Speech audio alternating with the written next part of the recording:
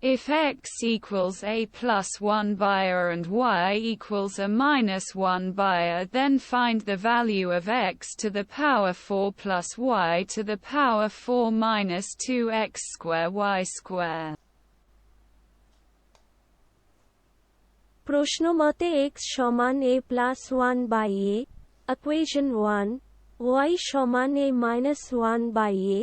equation 2, দুটি equation যোগ করে আমরা পাই x plus y সমান 2a, equation 3, equation 1 এবং equation 2 বিয়োগ করে আমরা পাই x minus y সমান 2 by a, equation 4, equation 3 এবং 4 গুণ করে পাই x plus y, x minus y, সমান 2a, 2 by a, x square minus y square সমান 4 এখন দুই পাশে বর্গ করে আমরা পাই x square minus y square